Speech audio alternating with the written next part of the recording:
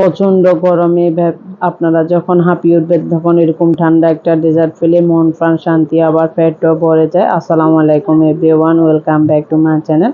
আজকে তৈরি করে দেখাবো খুবই স্বাস্থ্যকর এবং হেলদি একটা ডেজার্ট, ফ্রুট ডেজার্ট। যারা ডায়েট করেন তারাও এই ডেজার্টটি খেতে পারবেন অনায়াসে, আর বাচ্চা থেকে বড় সবাই পছন্দ করবে। অতিথি আপ্যায়নও এই ডেজার্টটি আপনারা সার্ভ করে নিতে পারবেন।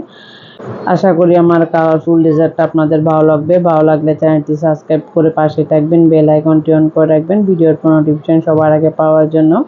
তো এই জন্য প্রথমে আমাদের লাগবে লিকুইড দুধ। আমি এখানে হাফ কেজি দুধ দিয়েছি। দুধটা নিয়ে আমি বয়েল হতে দিয়েছি।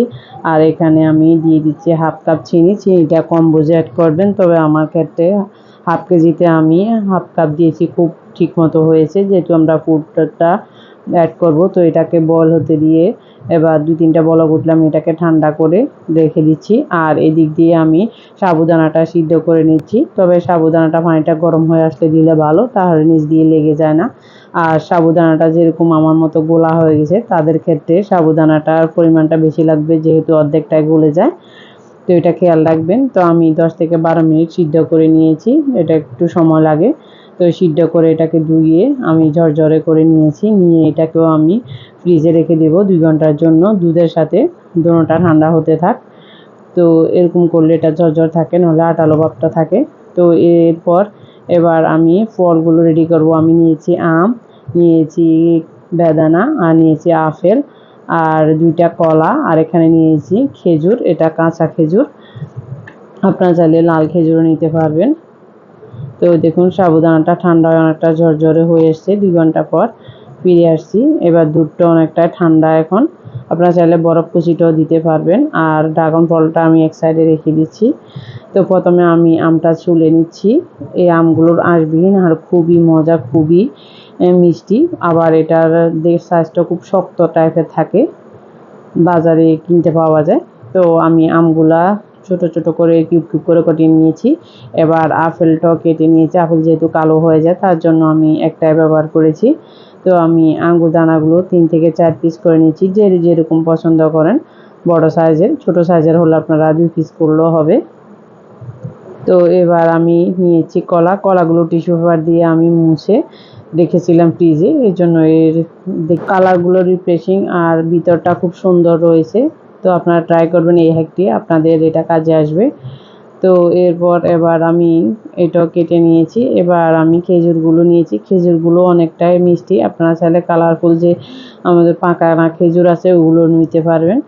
এখানে আরও অনেক কিছু অ্যাড করা যায়, যে যেরকম পছন্দ করেন আপনারা অ্যাড করে নেবেন। তো আমার বাসায় যেহেতু ছিল তাই আমি অ্যাড করেছি। এটা যে আপনাদের করতে হবে এমনটা নয়, যে যেরকম ফল আছে বাসায় ওরকম পছন্দ করে কেটে নেবেন।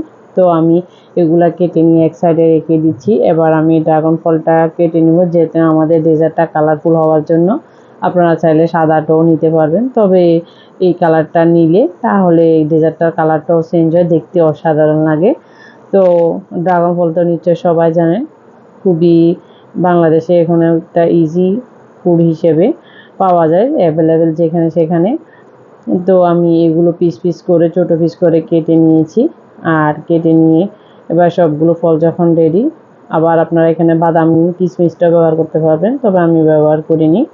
তো এবার একটা পাত্রে আমি সবগুলো ফল একসাথে করে নিচ্ছি, যাতে সবগুলো উপকরণ একসাথে মিশিয়ে নিতে পারি। তো আর কিছুটা অংশ আমি এক সাইডে রেখে দেব, যাতে সাজানোর জন্য পরবর্তীতে। তো এবার দিয়ে দিচ্ছি সবগুলো ফল, আর দিয়ে দিচ্ছি সাবুদানা। দেখুন এটা ফ্রিজে রাখার পর অনেকটাই কালারটা চেঞ্জ হয়ে আসছে আর ঝরঝরে হয়েছে। তো দিয়ে দিচ্ছি ঠান্ডা দুধ। দুধটা অবশ্য ঠান্ডা করে নেবেন, নাহলে চায়না কাটার সম্ভাবনা আছে। তো এরপর দিয়ে দিচ্ছি আমি ড্রাগন ফল, যেটা আমার ডেজার্টটি কালারফুল করবে। তো এবার আমি নেড়ে চেড়ে নিচ্ছি। নাড়তে ছাড়তে দেখবেন ডেজার্টটা অটোমেটিকলি কালারফুল হয়ে যাবে, আর দেখতেও অসাধারণ লাগবে।